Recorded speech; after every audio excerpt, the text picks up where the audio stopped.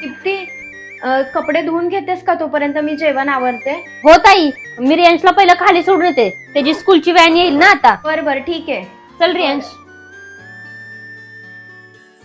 शाळेत भांडणं करू नको अजिबात.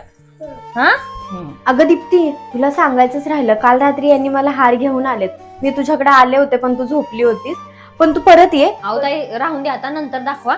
त्याला उशीर होतोय, मी शाळेत सोडून येते. हो हो, परत ये मग दाखवते.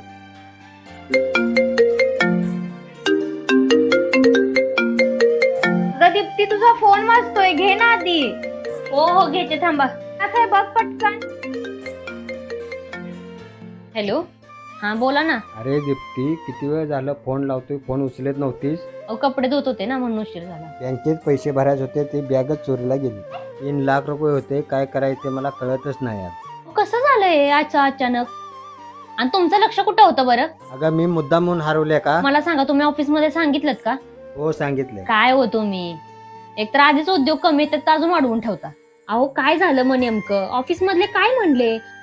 अगं काय झालं? कोणाचा फोन होता? अहो ताई, यांचा फोन होता. बघा ना, मला तर टेन्शनच आलं. यांची बॅग चोरीला गेली. अहो काय? बँकेचे पैसे होते आणि मॅनेजरने सांगितलं की काही करून भरावेच लागतील. किती किती पैसे किती होते त्यात? 3 लाख रुपये होते ताई. कसे भरायचे आता? अगं मग त्यांना बोल ना की मॅनेजर सोबत बोला म्हणावं. एवढे कोणी पैसे मुद्दामून थोडी हरवतं. अहो ताई, सगळं करून झालंय, सगळ्यांशी बोलून झालंय, पण ताई मला कळत नाहीये की 3 लाख रुपये आणायचे कुठून. त्यांनी सांगितलं की आजच्या आजच भरायला पाहिजेत. मला तर खूप टेन्शन आलंय. अगं दीप्ती, तू जरा शांत हो. तू ये इकडे, इथं बस पहिली. शांत हो जरा. हे घे, हा तोच हार आहे जो मी तुला मगाशी बोलले ना. आणि ह्याचे आरामात 3 लाख रुपये येतील. हा भाऊजींना दे आणि त्यांना सांग की पैसे भरा. अहो ताई, कालच हार आणलाय ना, आज तो विकायचा, ते पण आमच्यासाठी. नको ताई, मला हे काही पटत नाहीये. आपण त्यापेक्षा दुसरा काहीतरी मार्ग निवडू. अगं काही नाही होत. काय होणार आहे हार दिल्यामुळे? एवढं काही होणार नाहीये. आणि मला सांग, तू काय करणार आहेस आता?